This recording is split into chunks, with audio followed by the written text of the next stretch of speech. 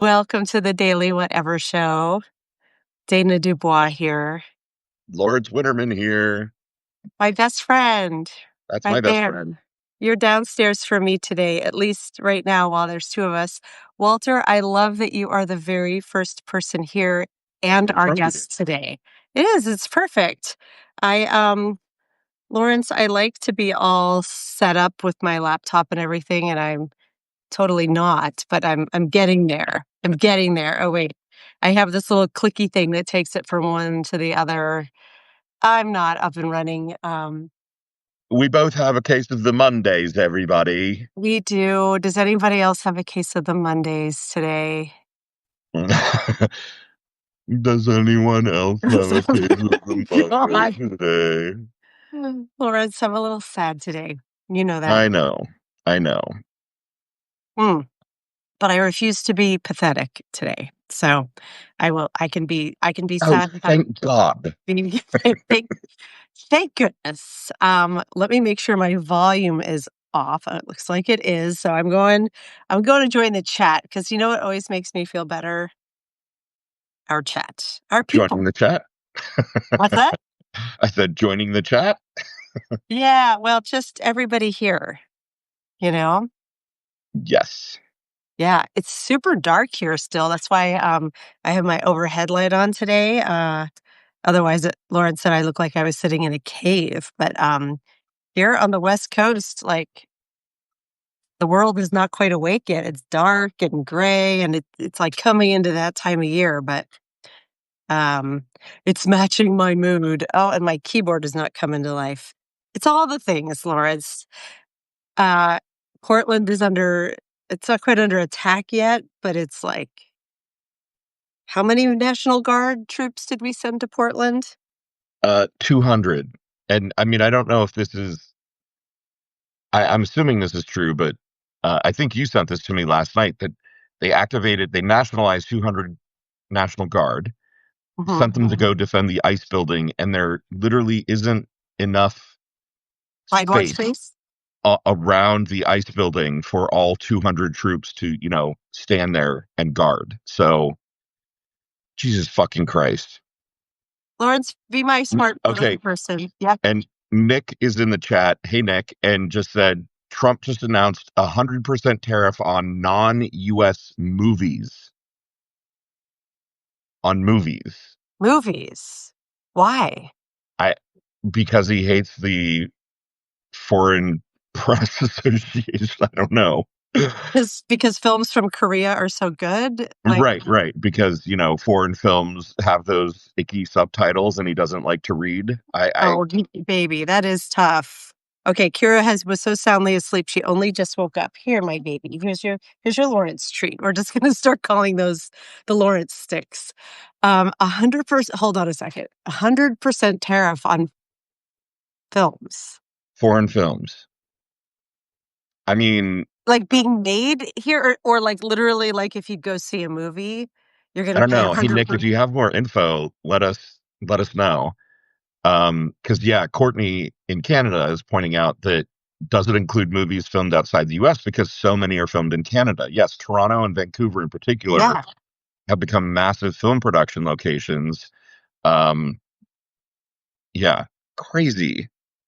I yeah. Does he think that's going to bring the film industry back here? Because I know I have heard that before we got here, Lawrence, like in the mid '90s, that Seattle was a pretty big hub for filming movies, but it was It so was. expensive that it moved to Vancouver.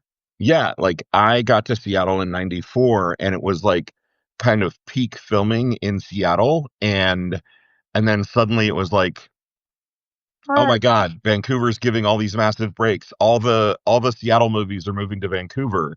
And then after that it was just like poof, like no, nothing was really filmed in Seattle. Even now, when things Yeah. are set in Seattle, they do like one gratuitous Space Needle shot and then Yes. all the street level stuff is filmed in Vancouver, BC. And so for a Right. Seattleite who is familiar with Vancouver, it's super disconcerting because you're like, wait, Yeah. that's Yeah. downtown Vancouver. That's not, yeah. Yeah. It's the sorry. My brain is just like we're exporting all labor because it's expensive here. Like, every company, like, not I'm using the wrong verb form. We exported, like, Right. everything off. Like, I work in tech at my day job. Like, we are all over the world because it's cheaper. And, Right. of course, And the hey, film industry. Republicans, you did this. Like Yeah, all of the free trade agreements that made it easy to get cheap labor in other countries, all Republican ideas for the last 30 years. I right. mean, all right, Clinton passed NAFTA and fuck him for doing that, but still, like that was part of his like, I'm moving to the middle. There's a third way in the middle. And look, I'm doing what Republicans want me to do. I'm a good Democrat. Bark, bark, bark. That's cute. Uh, yeah. So now, like, the film industry wasn't exempted from that. Of course, they went where it was less expensive to film.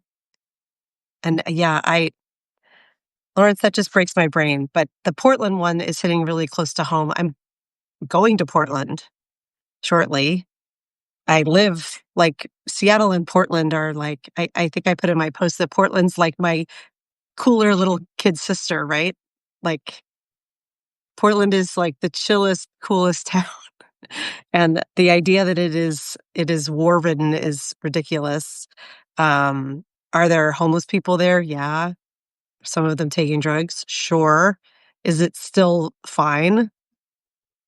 Yes. It's just like Seattle, like all the major liberal cities. And the cities, to be clear, are all liberal because that's what being degreed and well read does, like, Yeah.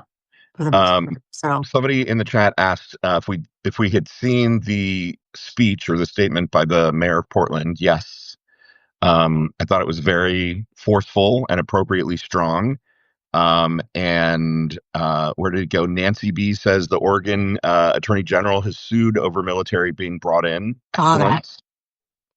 Yeah, Like that these was, are these are the things we need to do. Push back extremely hard. And I loved sort of the sort of like citizen rebellion that was occurring over the weekend on the internet of people in Portland yeah. posting like these like bucolic scenes of a sunny day in Portland and being like, greetings from war-torn Portland, where wait times for brunches has exceeded 25 5 minutes. minutes. I saw that.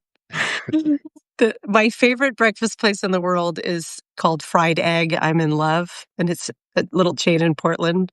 I already talked about that once over the weekend, but like, yeah, they last time I was there, they had someone spinning and selling vinyl in the corner, and all the food items are named after songs. I mean, here's the thing about This is Portland. If you've been to Portland. Portland, it is famous for breakfast places. It's famous for brunch places. Like there's Donuts. Mother's, I mean, I've been to so many really great breakfast places in Portland. I can't remember all the names, but yeah, like it literally like you go to brunch in Portland on a Saturday or a Sunday, you're standing in line for like 25 minutes or something because there's so many good, yes, and Karen saying Voodoo Donuts is awesome. Awesome. Like some of the best donuts in the Okay, but here's world. what war-torn Portland is fighting over. If you live there, Voodoo's not the best donuts, man. Blue Star Right. donuts are better. Right. That's Whatever. what they're fighting. That's what That they're is actually fighting literally what about they're in fighting over. Portland. And like has the Pearl brought in too much gentrification and, yeah, that's what Portland is actually fighting about. Yes, and we're making all these jokes, but it is really jarring, especially when you're considering, sending a kid to college there, which is why we're going to see it. Like, oh, okay, so it's the city that is it's weird that it's bearing the brunt and not Seattle, and I know there's a historic context with our idiot president in this, but, like, Seattle's the big sister here, right? Portland tends to be, like, 15 to 20 years behind Seattle, which is why Seattleites like us find it so charming because you go back and you're like, "Oh, yeah, I remember when Seattle was this cool, and we had this many vintage shops, and, things were a little bit more affordable, and all the food trucks." Like, um, yeah, it seems like it's strange to me that Seattle didn't get it first. Yeah. Yeah, I I'm saw not a video complaining. clip. Somebody posted a video clip of like a, keep Portland weird kind of thing. And it was, Their tagline, by the way, or one of their taglines. right. Yeah. And, and it was this guy in a kilt riding a unicycle, playing the bagpipes that shot fire while wearing a Darth Vader mask and like the Darth Vader upper body and cape. And and I was I like, love it. yeah, that's Portland, you guys. Like that's what you're fighting against in Portland. Yeah. The dude who wears kilts and plays bagpipes on a unicycle while dressed up as Darth Vader. Congratulations. This is what you're combating. Right. But I also think I am worried that, like, what do you Seattleites? People from Seattle or Seattleites? Are they Portlanders? What do you call people from Portland? Yeah, Portlanders. Portlanders. Thank you for the pronunciation check. Like, I feel like are not gonna just. They're gonna fight back. Is my worry. I think they will be as peaceable as possible, but just like we saw during in 2020 after George Floyd's murders here and there, just standing your ground and refusing to leave, inevitably, Right. I, one of the cops will shoot some rubber bullets, and then all hell will break loose, right? Like, I watched those protests live here in Seattle. They were around a park in Capitol Hill, a neighborhood called Capitol Hill. Cal Anderson Park is a lovely park that's there, and there are apartments surrounding it. So that's where the standoff was. And people were out on their decks just live streaming it so you could watch. And that was what happened night after night. It was just very peaceful until one thing popped off, and then it was tear gas everywhere and rubber bullets flying. And yeah, my biggest worry is that some like super liberal Portland youth person, not even youth necessarily, but someone is going to go out there like, I'm going to be the martyr for American democracy, right? And escalate into a situation in which they end up getting themselves killed or extremely badly injured. And I, yeah, I like we all know he's just waiting for waiting the for some tiniest city to hint of snap. violence. Meanwhile, we're not really talking about the other white guy that went and shot up and set fire to a Mormon temple. Um, which, I mean, as soon as they showed the picture of the guy, I was like, of course, Yeah, he's a white guy. He's a hunter. Like he has guns. I don't know if he's a veteran or not. I can't he, remember. he was a Uh, veteran. and he's got a Trump.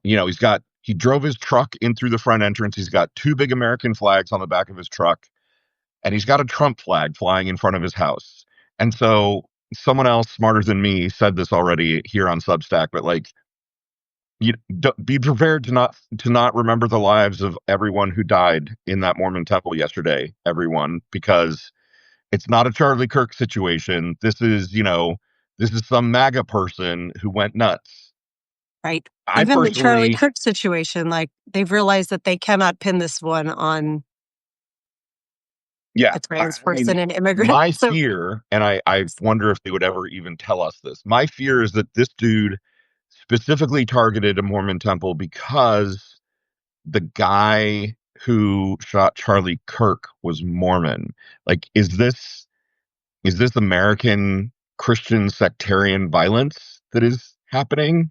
oh, I I hadn't even that even had not occurred to me, dude. Sorry, I'm going full Lebowski on you. That had not occurred to me, dude. But Yeah. maybe you're right.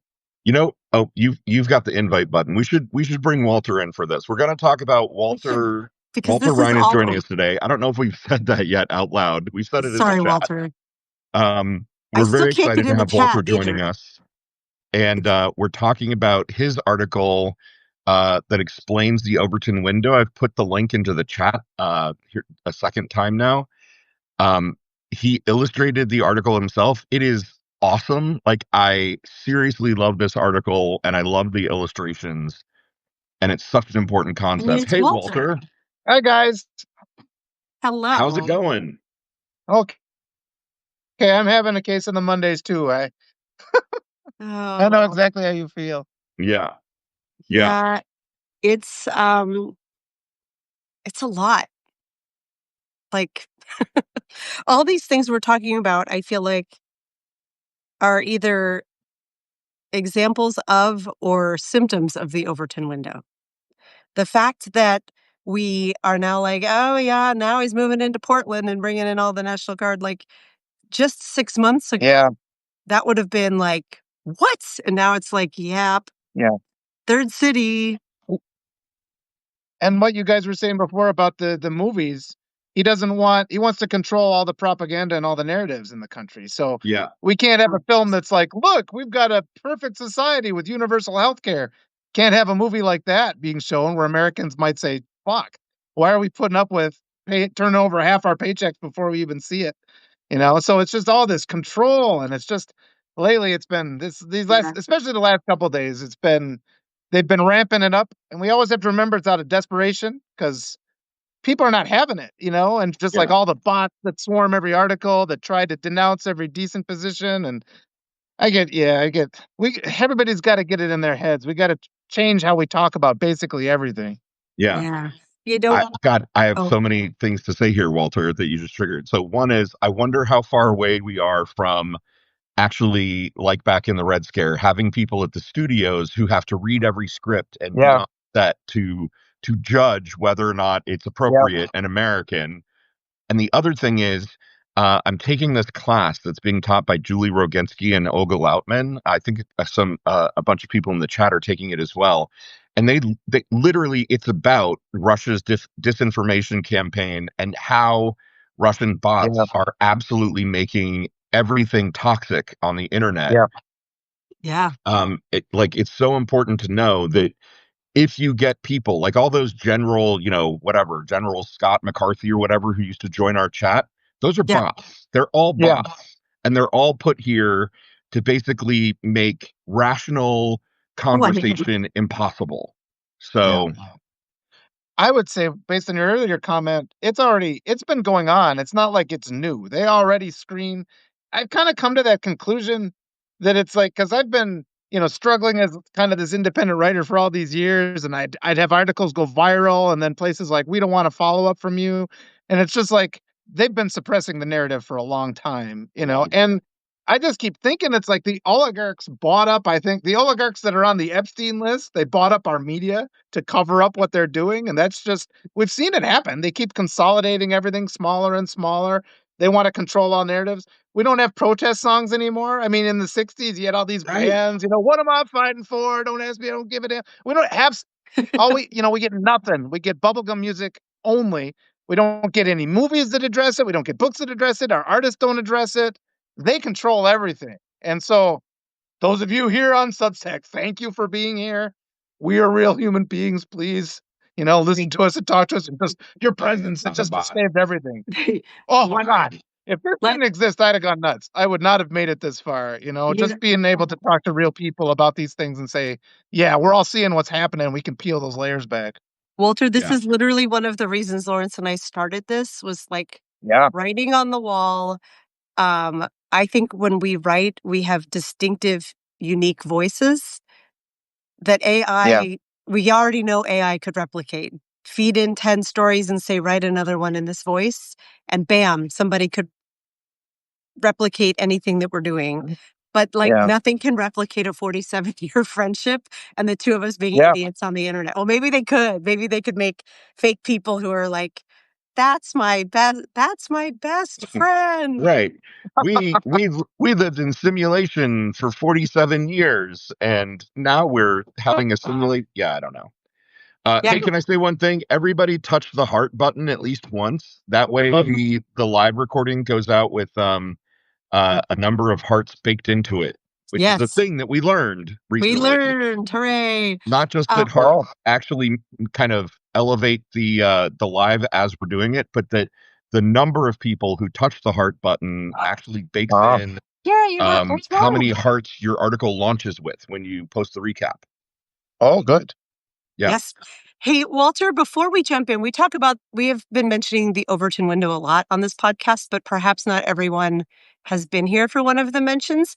Can you just this is Overton window 101. Oh, God, yeah. There goes my dog. Okay, I thought I was gonna have to go grab her because she was barking at me, but she's accepted her Lawrence treat and is moving to the couch. Um, can you just what is the Overton window? Yeah, and thanks for sharing that little article I wrote. That was one of the first articles I did cartoons for. So I thought the cartoons in there are they're pretty basic. No, No, they're but they're so so good. cute. Honestly, I love them, and the article is great. Like, it is such a Thank good you. introduction to the concept. Well, I thought it was funny to put it in terms of muffins because the Yeah, word muffin is just a funny word. It's like, give me Muffin all is the a muffins.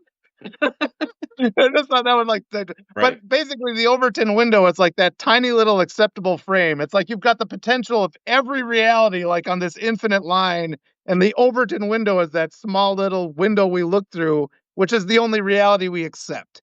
And I keep telling people because I spend my whole life, when you're an explorer beyond the Overton, if you're a writer, you're like, oh, envisioning other worlds. So you're going beyond the walls of the Overton window all the time. But what I encounter most of all is you get this kind of basic kind of person who's like, they learn what your society thinks is the truth. And then if you try to tell them about other societies, they're like, "Well, no, I got to correct you. It's like, you're all wrong. Because all they know is that tiny little band of the reality that's acceptable. And so this is my constant battle in life where it's just sort of like, I usually start within the Overton window and write a story where I go outside. It's like, come with me on a journey, friends. Let's imagine a world where all of our resources don't go to healthcare and we still go bankrupt. And then we come back to the Overton window and I send them off on their way. But you encounter such resistance. And then this is what we were saying before too, because you get all the bots that maliciously attack you because first of all, the right just pretends there is no reality beyond the Overton window. That's what they pretend, but they are very well aware that the Overton window exists and they want to keep pushing it to the right. And they're Oh, more they effective at pushing it to the right than we are at decades pushing of it to work. the left. They have invested decades of strategic work to move that Overton window as far to the I hate saying as far to the right because that's a terrible homonym. I always mix them up, but they're not right. I hate that it's called the right. Yeah, Yeah, Um, yeah. In yeah. the uh, direction of fascism is where they're moving it. Put it like that. So To the brink Secretary Grace of fascism. has joined us in the chat and says, "What is the Overton window?" So, I'm pretty sure Overton was an Indiana University college professor, kind of in political science, and so he coined this term. But Walter, like you're saying, it's the window in which like kind of conversation is acceptable around political Yep. ideas, right? And the stuff in the Yep. middle Yep. stuff in the middle of the Overton window is so acceptable that it's policy, right? That like it's what the actual policy is. And then there's like very commonly acceptable conversations on either side of that to the left or the right that might be like, oh well, like universal health care is an acceptable left like policy to talk about, right? Like we're having Used the to debate was. over whether universal health care should be policy. So it's right next to policy, but Yeah. it's not policy yet. And then on the right of that is, oh, all healthcare should be done through employers, right? That's a very acceptable thing. And as you get farther away from the middle of the window, things start to sound insane. Like Yeah. Yeah. on the right, it might be nobody deserves health care, right? All private pay. Right. All private pay. And on the far left, it might be the state should be able to mandate, like the state should literally force you to take care of yourself, right? Mhm, And mhm. so And pay for all of it. right, and pay for all of it, but you have to report to your healthcare center once a week to get all your shots and your vitamins and everything. And if you don't show up, they kill you, right? Like whatever. Like it's wackier the further you get away Yes. from the middle of the window. And what the right wing has done over the last 40 years is slowly pulled that window to the right so that, without moving Yeah. in your positions, someone who started off as center is suddenly like the wackiest left wing Yep. fringe person in the world because our whole political conversation has moved to the right. Yep. Yes. They've normalized all these things that 20 years ago we were like, absolutely not. And now it's just all the time. That's just policy. And now you're perceived as weird if you're like, wait a minute. I don't like the idea that we're kicking comedians off late night television. Right. Right. That's an example. It's shifted so far to the right that just happens. And there's people that defend it even. We wouldn't Oh, have yeah. had people defending that 20 years ago. Yeah, my mom, who is votes Democrat and always has, like, thinks I'm radicalized out here in Seattle. She's like, "You all are just so far left." And I'm like, Yeah. "I'm literally not." There are, super leftists Yeah. out here. That's how I know I'm not radicalized, but I'm like, Mom, and the rest of the world, that the things Yes. that I think should be are pretty normal. They're That's a really really normal. important point. I don't Yeah. think I don't think getting sick should bankrupt anyone. I think it's the responsibility of the federal government. Like, this was one way I wanted healthcare messaged. I remember thinking 20 years ago was like, we should frame it as a national security issue. And that, like, when our most vulnerable aren't cared for and they don't have access to healthcare, it makes all of us sicker because Yeah. we are organisms. We're not little plastic toys that can just be like, "Well, you're sick, I'm not sick. I can get taken care of." If someone next to you has tuberculosis, you're still going to get tuberculosis. And crazy diseases like that are coming back. And Yeah. you sound crazy if you start saying things like that. But I'm like, because they're being suppressed. But if you read on Substack, do your own research, not in a tinfoil hat way, but just in a, like, the experts are being Yeah. muzzled way. Like, we know measles is back on the rise, but, like, um, it is to me only sensible that a nation cares for its most vulnerable when it comes to health. And literally every other civilized first world country does that already at some level. And so, but I sound like a radical when I say that here. And I know, Mhm. we're preaching to the choir on this chat around healthcare, but, like, that conversation is now so far out of the window because we're saying things like, please don't invade Portland. And Yeah. don't fire all the court jesters because they are our Yeah. truth tellers, right? Like, the late night TV people, that's very Shakespearean. The Right. court Yeah. jesters always came in with the truth, and that's why they're going after them. But when you say things like it's important, but to not fire the late night people, or the global opinions desk people, like, you sound like a radical now, or, like, it is very hard to stay grounded in reality when the Overton window has been shifted so far away from it. Well, and it's happened across the board, right? Like we named healthcare as an example, but it's everything. And I would argue, Dana, that your mom has, I know your mom. I think I kind of know her heart. I would argue that she's probably been gently pulled to the right by the Oh, media for so long that she Yes. doesn't even know it. yeah. Like you haven't actually changed. You are, the kind of Yeah. same amount of liberal basically that you've always been.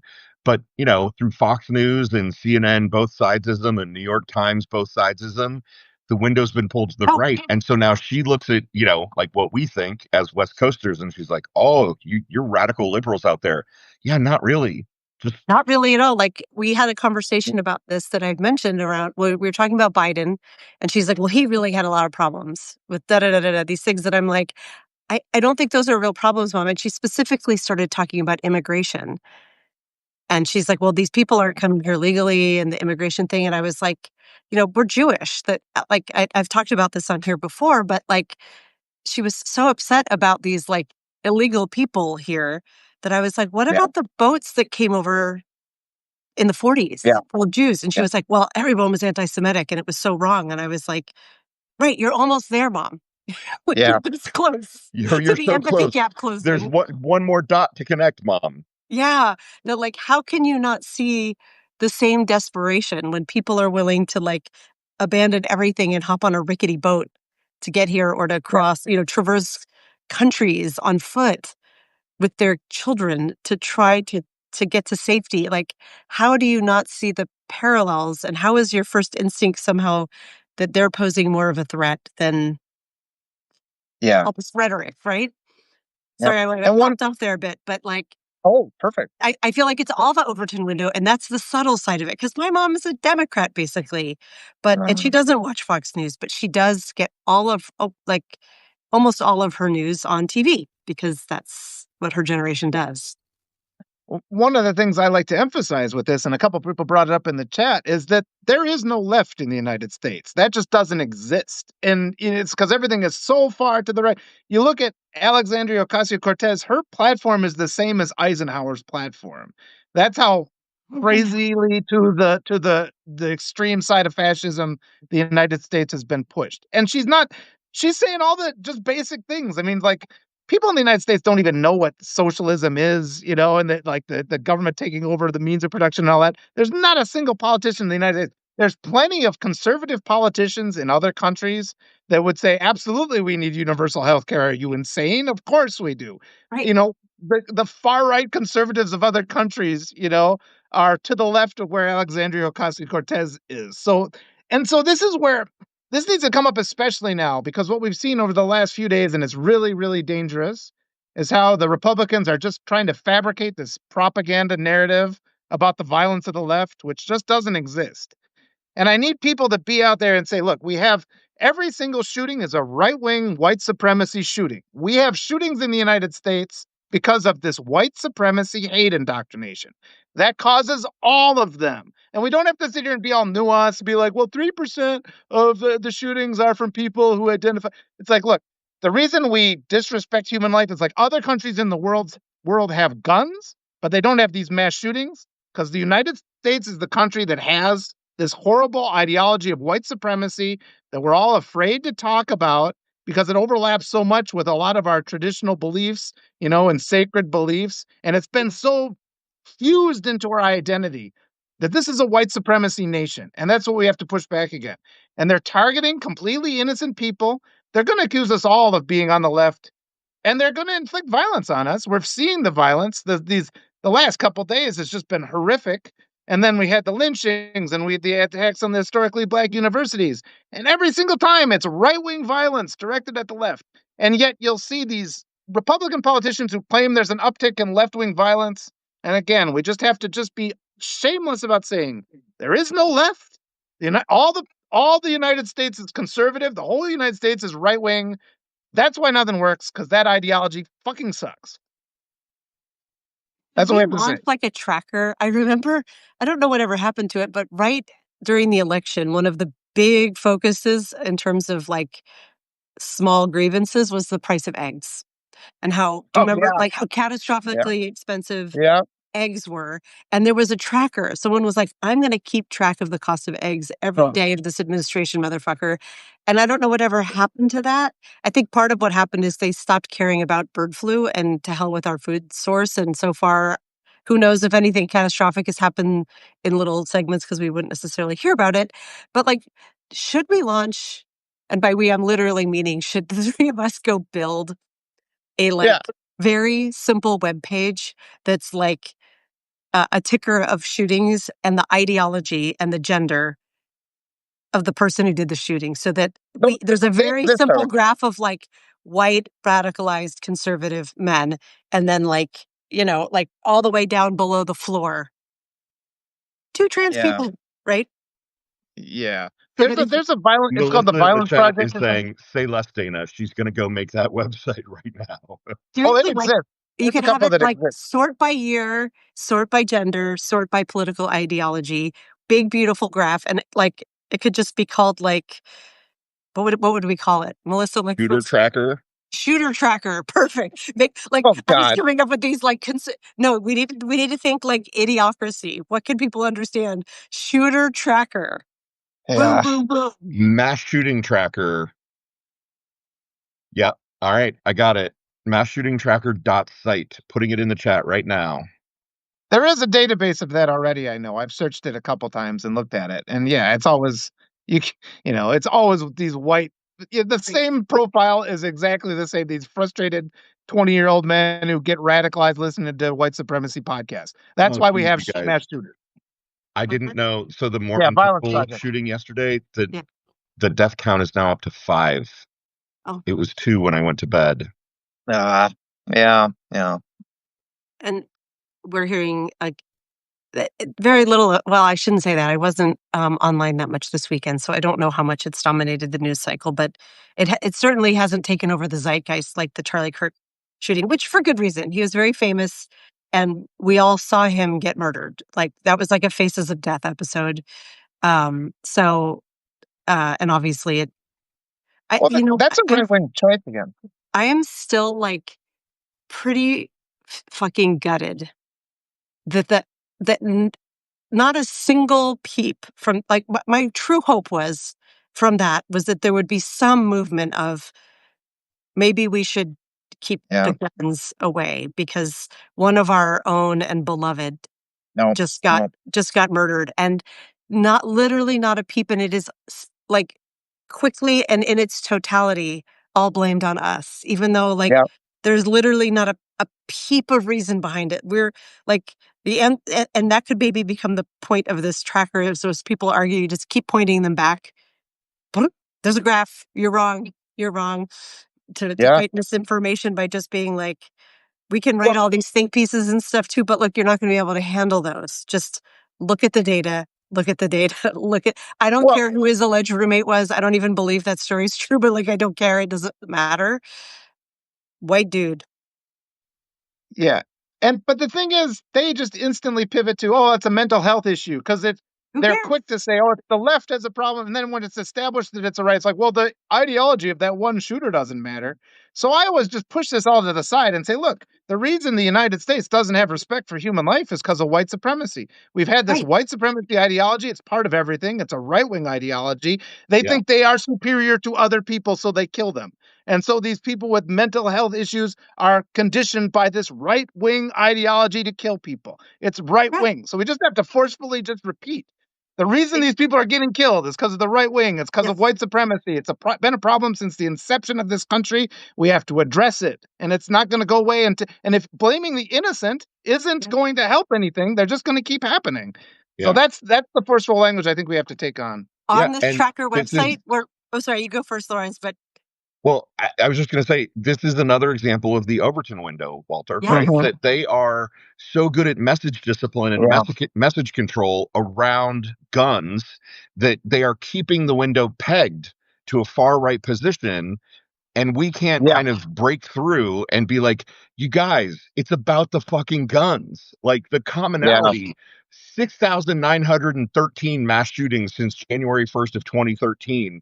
You know what was common in all those things? Guns. And probably white men in 98% of them.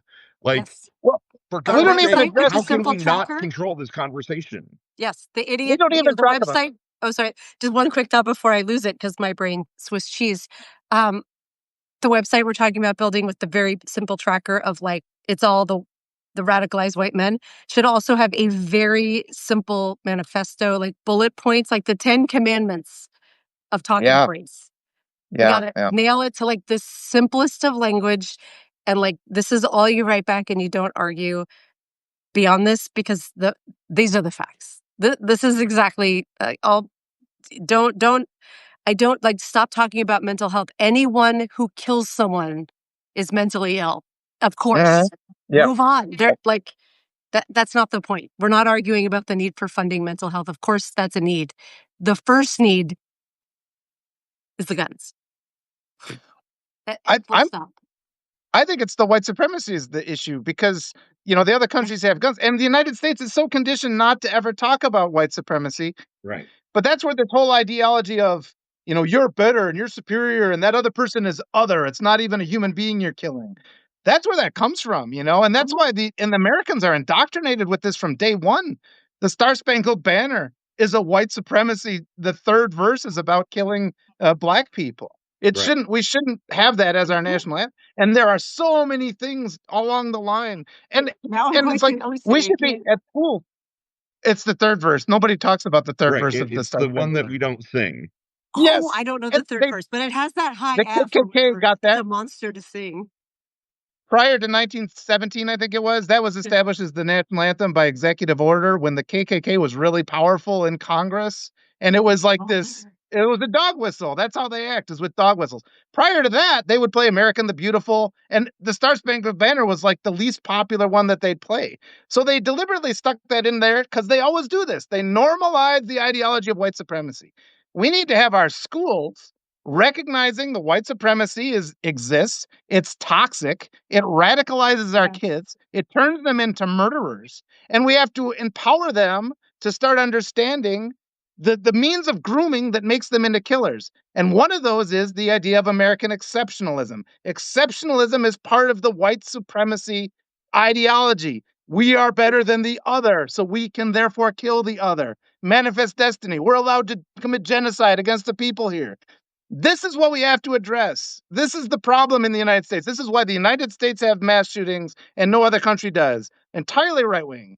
They get mad. The right wing gets mad if you say racism exists. They get all mad. Well, the United States is not a racist country.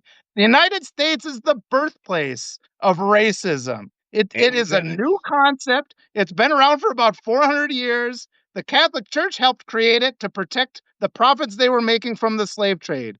They went from enslaving heretics, and once the heretics figured out that they could get out of his slavery by converting to Christianity, which they started to do, then the Catholic Church equated sin to race. That's why we have racism. It's been the worst in the United States because every other country in the world gave up on slavery. The United States transitioned to these horrible birthing farms where they were raping women to maintain their supply of slaves here.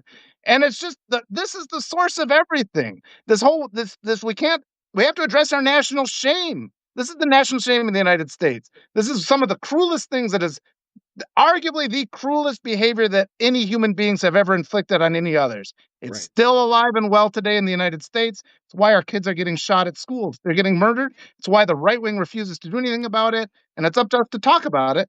Shift that Overton window back to the left, to the side of humanity and protecting our kids and having, a life that we can actually live in where we're not murdering each other all the time. I'm giving you so many hearts for this right now, Walter. And like to keep hammering the point of the Overton window, right? Like think about things that are not possible in the national conversation right now. When talking about dealing with our original sin of slavery and the way that that haunts us as a nation, reparations are a thing that we should have had a conversation about starting with the end of the Civil War. It should be settled policy, right? It should have happened 100 years ago. And reparations are a thing that we can't talk about in this country because the minute you do, you are pegged as the wackiest left-wing wackadoo who ever, went insane. And it's absolutely a thing that we should be discussing. Like we talk on the show a lot about not passing generational trauma on as individuals and kind of how, we feel our obligation as Gen Xers is to, elevate this into the national conversation and not pass generational trauma on. We've passed on the trauma of slavery and the white supremacism that Walter is talking about for generations now in this country. Like it's baked into our epigenetic code at this point. And we should be talking about how we can try as a people to like make amends for the true horror of slavery, the true horror of the indigenous genocide that was perpetrated here. How can we make right? And we're not even trying. We're not even allowed to talk about it. Yeah. Yep. Homophobia is part of it too, where they want to discourage young boys from having just healthy relationships. Like they discourage you from having a healthy relationship with another man by saying, that they attack you for that. So we're just like compartmentalized. And of course, if you don't have any human contact and human interaction because we're cold and we're all by ourselves, you're easy then to radicalize with all this language. It just ties into everything. Once you start looking into it, I'm going to have to put you guys in touch with William Spivey, and you'll be able to have he's a wonderful, wonderful historian. He knows much more about it than I do. Awesome. William Spivey, you might know him from Medium. He's excellent. I'll try to get Allison Will. Oh, he's great. He's got a Substack too. So I'll talk to him. I'll talk with him with Will. I see Will Folwitz I here love too. this like network of That's what we do. The good we're forming here. Like I saw you're having Oh, man. Elizabeth Silicon tomorrow. Yeah, it's today actually. I'm on later today. Yeah. Oh, it's today. I thought it was Tuesday. It's on Monday. Oh my gosh. So. I'll check my calendar. Maybe you're right. I could be wrong. You sound like me. Thank God I'm not the only one, Walter. But we had her on Saturday to talk about conscious immigration. You're gonna love her. She was amazing. Oh, I've talked to her a couple of times. I've known her. She was. I think the second story I got boosted was one that I nominated to get boosted was one from her. But Oh, okay, the so other day I I'm not wrote an telling you article. anything you don't already know. I should have known that. You're like the social chair of Medium in some Oh sense, yeah. right? Like if we're a Well, fraternity or a sorority, you're the social chair. You're like, yeah.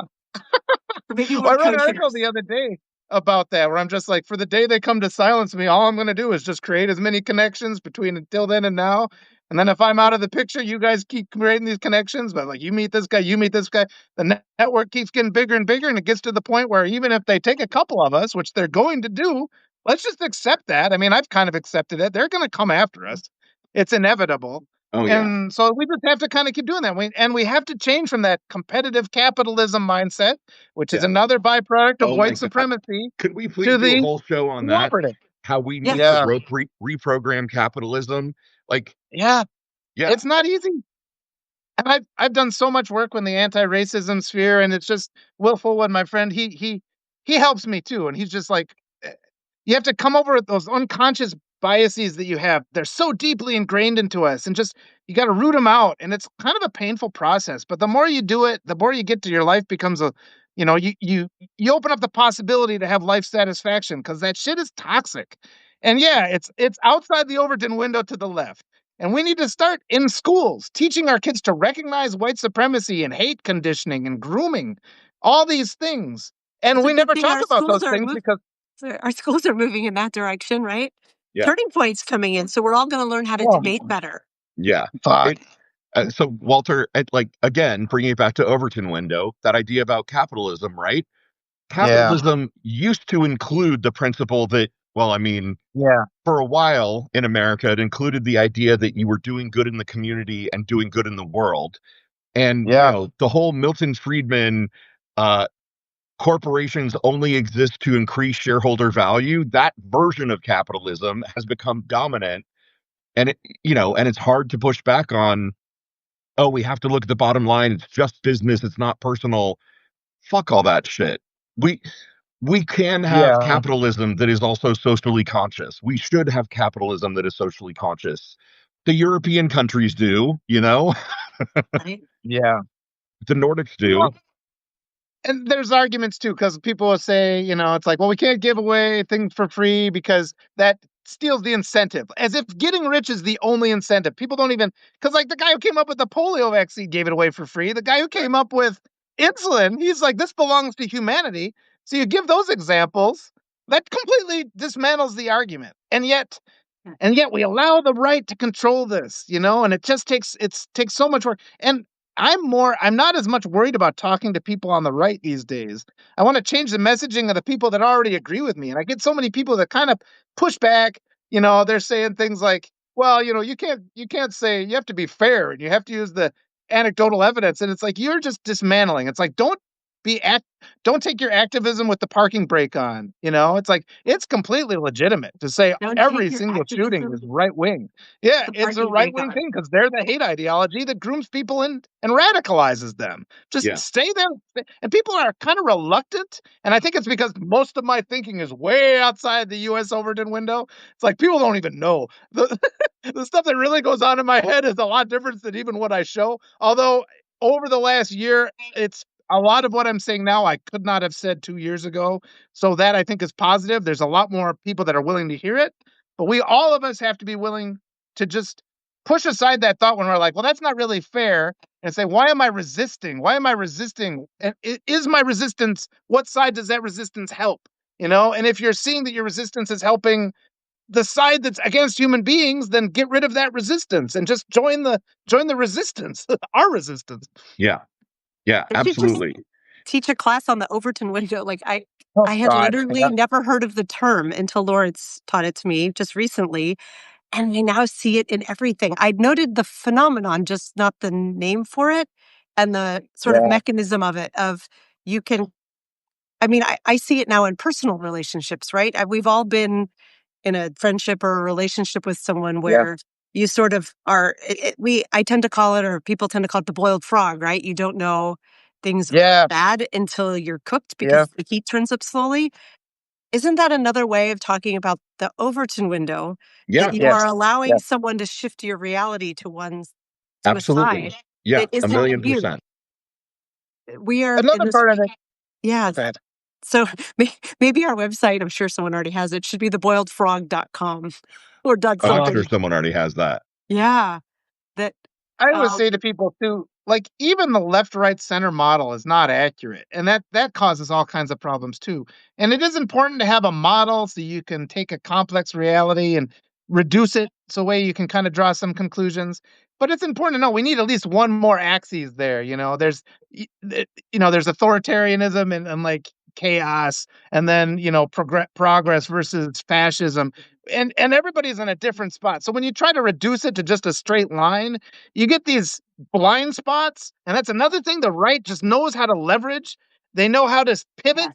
so that something can sound. They had all these illusions of a reasonable sounding argument, and you have to navigate it. And our side is tempted to say, oh, well, they're cognitively impaired because the things they say don't make any sense. But their rhetoric is complex, and the rhetoric of white supremacy, which is what it all comes down to, because they hide. There's nobody out there who says, nobody claims that racism is good, but then they'll pivot and say, I'm just doing my traditional beliefs. So they camouflage their racism in all these other terms. And there's just this whole sequence that we need to map out how they do it. And it's just they've infected us with this. And they want to infect your kids with it. And Right. it's toxic to your kids. It's gonna turn them into radicalized people who think they're better than others. They'll never be able to achieve anything in their life. The best at best they'll be bullies, and then they'll finally, meet a terrible end because that's what happens to all bullies. And it's just something we have to take seriously and stop pretending it doesn't exist. It's Yeah. one I of feel like the we could have a very protracted conversation on this. And I think the idea of teaching a class on it is actually a Oh, really good idea, Walter. Um, ah, if you wanted to collaborate on something like that, I would do it. yeah, yeah. same. Oh, absolutely. Always, always. We can talk more about these things. It is getting to the point too where we've got so many complicated ideas, and I got to kind of sketch it out and just figure out a way to organize it more. I started with that little article I did that was try to talk about the Overton window in a way that's funny with my little sketches. Which I'm is great. particularly proud of the guy in the center. I got the guy in the Hey, center there, and one little frame it says "worthless" under him because they always just side with the guy on the right. They're like, "Well, the guy on the right's unreasonable, so he's the you have to be the loudest. bigger person." Yeah. His anger makes me feel better. So I'm gonna side with him. Y'all, I'm like projects coming out of this, but I'm like, this should be a YouTube academy.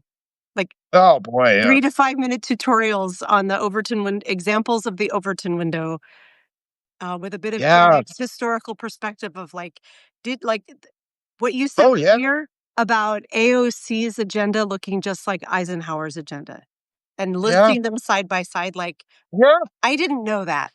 And that's a, that you yeah, need the right side, the incorrect side that happens to be on the right of our political spectrum. Um, they're so good at super simple language Right. in a way that we fail so hard because we are nuanced thinkers and recognize that not everything yeah, is black and white. But yeah, a simple statement like that, like I could go to my mom and say, "Did you know that AOC's agenda is identical to Eisenhower's?"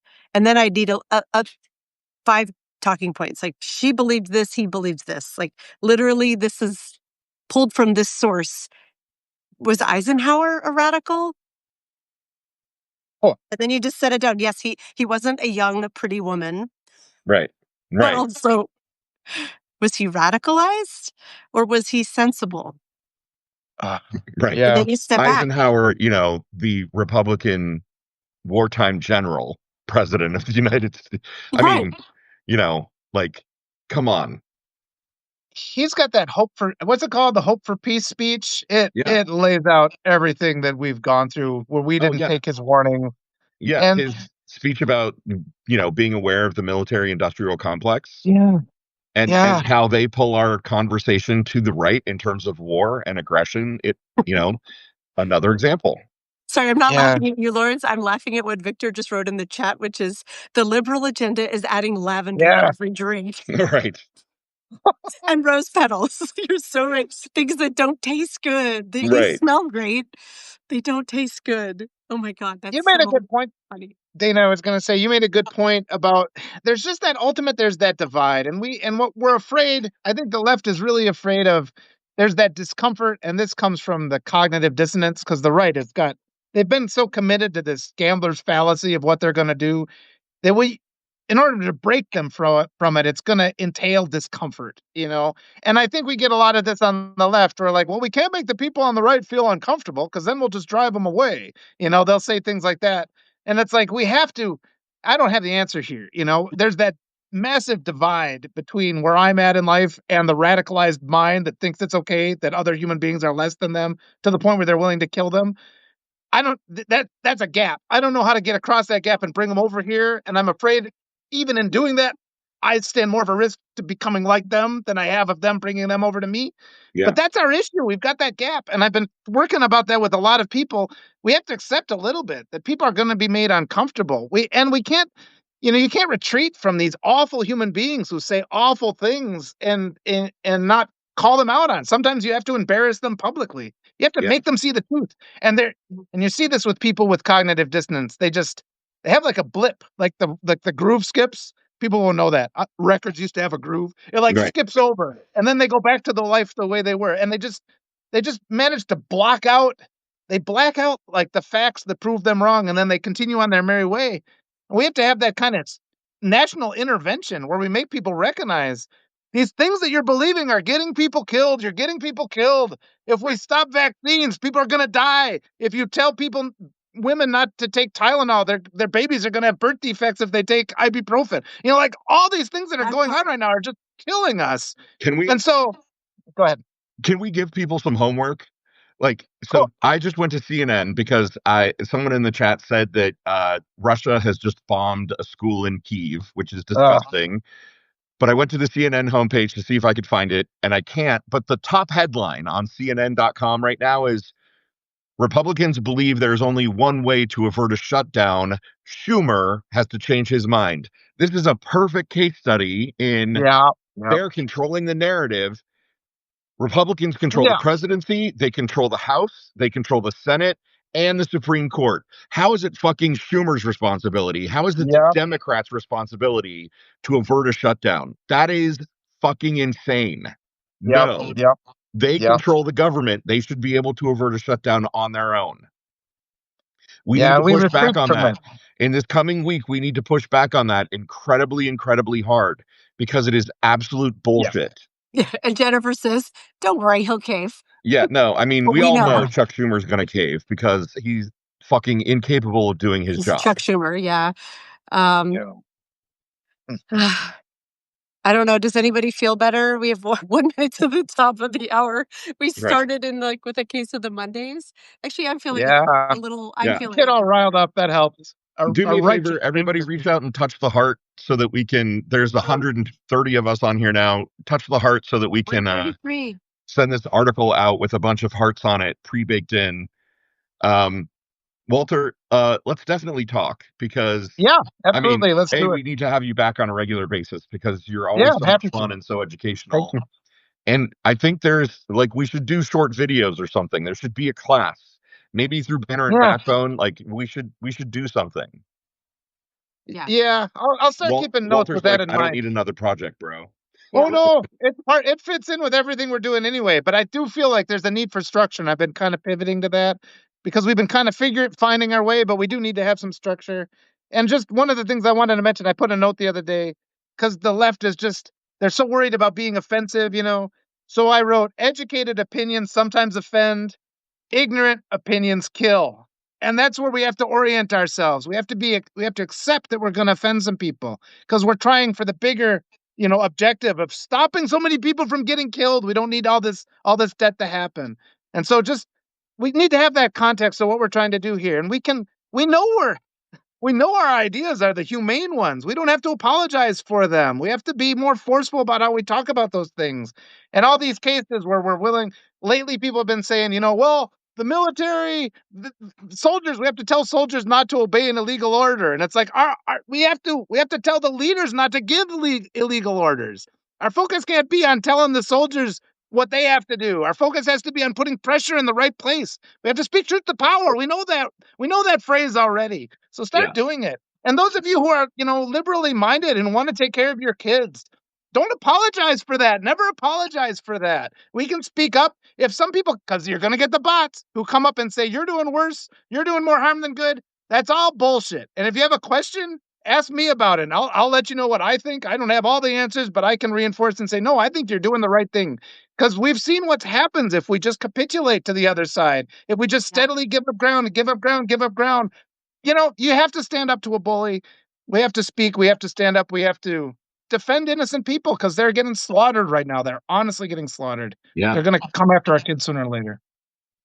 All right, Walter Rhein, you get today's last word. Sorry, I didn't get all riled up Lawrence again. O'Donnell. Walter Rhein gets our last word. Oh, I appreciate you guys so much. Thanks so much. I feel so much better. Thank you, Walter. Thanks, everybody, for being here. Love you, mean it. We love you. Mean it. Bye, everybody. Wow.